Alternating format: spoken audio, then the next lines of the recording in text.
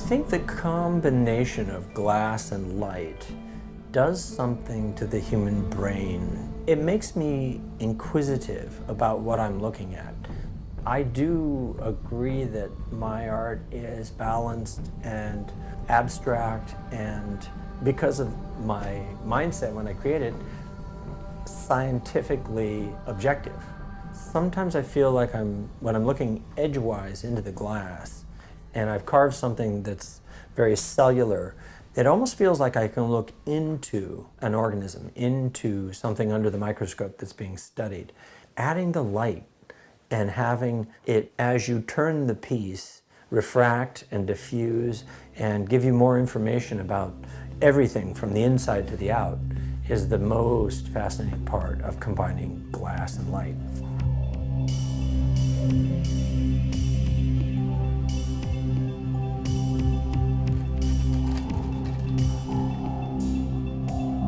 I like the questions.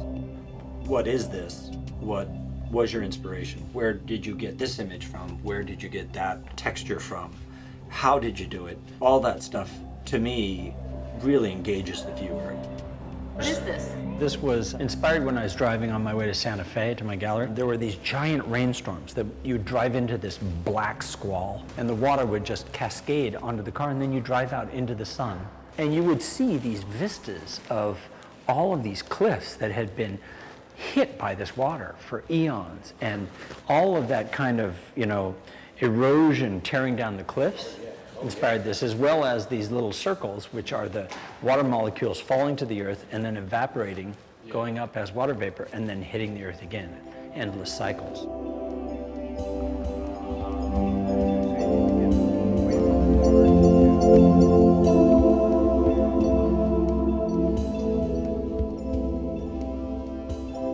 This is a piece of glass.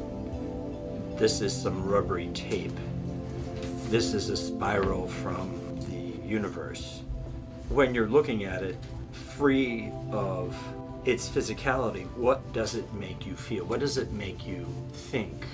The physical fact of what it is on one level, but the way it causes you to think, to look at other things that you've seen in your mind and compare them. This kind of tenuous thing that doesn't exist, this memory you have of an image, and you see something that relates to something else, and I get a little excited because I'm thinking, wait, is there some part of this other thing from my memory, this visual memory of some work of art someone did, something a scientist created, something I saw from nature? Is there some relation to this, and why? This is the hardest question I'm asked. It is the difference between the physical fact of the thing and what you bring to it and what your mind, how it feels when it sees the thing. With this kind of public art, there's a play between the client and the artist that sometimes doesn't work out well, but sometimes it's terrific. Like in this case, because they were willing to come along with me. They thought of perhaps a black granite bar, and I talked them into something a little more elaborate. They renamed the project after my art. They called it the Art Bar. So this became the focal point. It was because of this synergistic conversation that we had about what they needed, where they needed it. And then I kind of said, well, we could do that, but we could also do this. These sculptural tables are created with motion sensors. Once you trigger it, the lights come on. And these lights are fiber optic run to LEDs that are 1 watt. So there's 2 layers of glass that are carved on the bottom.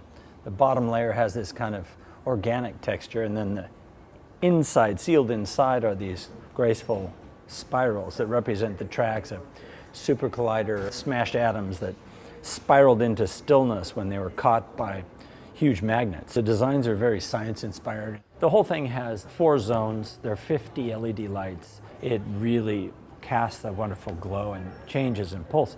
But to get that all going and put all the information, program it into the machine, the little brain that's underneath the counter over there, was something that took everything I had. And it's been a labor of love. I mean, I think what this started me down the road is adding LED illumination to my fine art sculptures, which I can now program hundreds of thousands of different variations of colors, and I've done a project on the streets of Lake Oswego near Portland, where there's a 10-foot high I-beam out of steel that I embedded hundreds and hundreds of LEDs.